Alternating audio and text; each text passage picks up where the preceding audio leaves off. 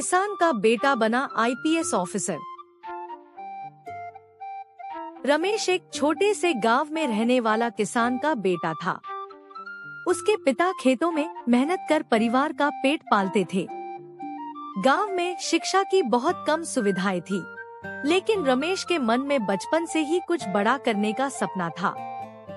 जब वह स्कूल जाता तो पुलिस अफसरों को देखता और सोचता, एक दिन मैं भी वर्दी पहनूंगा। लेकिन रमेश का परिवार गरीब था। कभी कभी घर में 2 वक्त की रोटी भी मुश्किल से मिलती।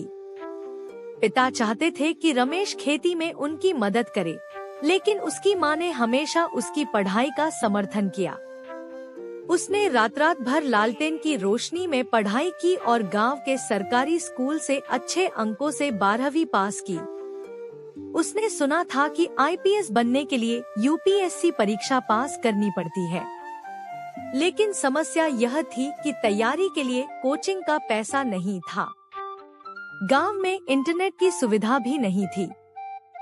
बावजूद इसके उसने हार नहीं मानी। वह शहर गया। वहां जाके एक कॉलेज में दाखिला मिला, जहां उसने पढ़ाई के साथ साथ ट्यूशन पढ़ाकर अपना खर्च चलाया। उसने खुद से ही यूपीएससी की तैयारी शुरू की। उसके पास महंगी किताबें खरीदने के पैसे नहीं थे, इसलिए वह लाइब्रेरी में जाकर पढ़ाई करता। शहर में उसे कई बार लोगों के ताने सुनने पड़े, गांव का लड़का आईपीएस नहीं बन सकता, लेकिन उसने किसी की नहीं सुनी।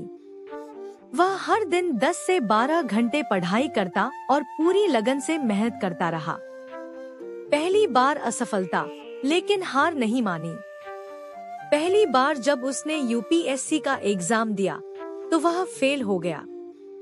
यह उसके लिए बहुत बड़ा झटका था, लेकिन उसने अपनी असफलता को अपनी ताकत बनाया और अगले साल और भी ज्यादा मेहनत से तैयारी की। सफलता की उड़ान। अगली बार रमेश ने अपनी गलतियों को सुधारकर परीक्षा दी और इस बार वह यूपीएससी पास कर गया। जब रिजल्ट आया और उसने देखा कि वह आईपीएस ऑफिसर बन गया है, तो उसकी आंखों में खुशी के आंसू थे। जब वह पहली बार गांव लौटा तो पूरे गांव ने उसका स्वागत किया। जिसने कभी कहा था कि किसान का बेटा अफसर नहीं बन सकता, वे अब उसे गर्व से देख रहे थे।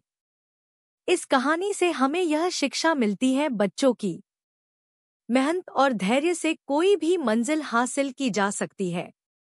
गरीबी सफलता की राह में बाधा नहीं होती।